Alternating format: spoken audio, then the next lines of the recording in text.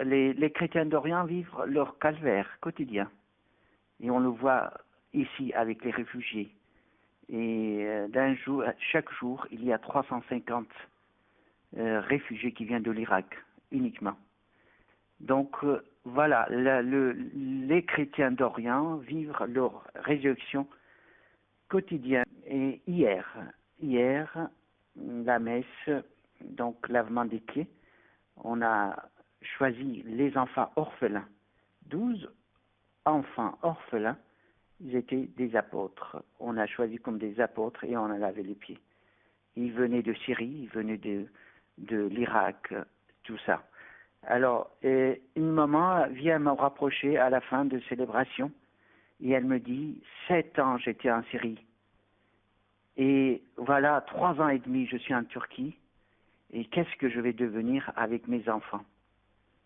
Donc, une mère de 3 enfants, dont un handicapé. Mais je lui ai répondu, vous savez, nous portons notre croix et nous allons marcher avec la croix et je suis sûr qu'un jour cette croix vous sauvera. Eh bien, la femme veuve m'a répondu que Dieu vous attend à Bouna, le Père.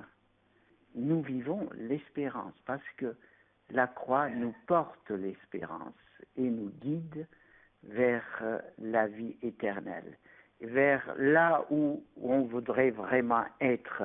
Parce que, comme disait saint Augustin, notre patrie, ce n'est pas ici. Ce n'est pas ici dans cette terre étrangère. Notre patrie, c'est là où nous pourrons vivre notre foi.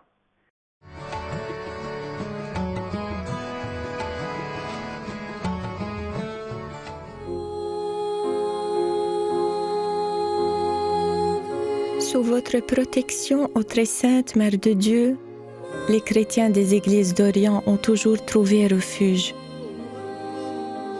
Rassemblez les chrétiens d'Orient et d'Occident dans l'amour de votre Fils, afin que l'unité des églises ressemble à celle de la Trinité sainte, du Père et du Fils et du Saint-Esprit. Donnez-leur le courage dans les épreuves, la patience dans la persécution, l'espérance dans les conflits. Ô vous, vraies filles d'Abraham, faites que les fidèles des 3 religions, juives, chrétiennes et musulmanes, se traitent fraternellement en fils et filles du même Père, qui recherchent la paix en cette terre où parut le Prince de la paix.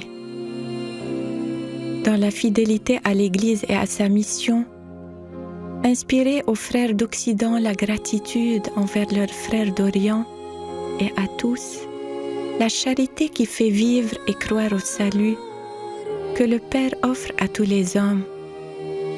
Ô Vierge, comblée de grâce et de bénédiction, intercédez pour nous.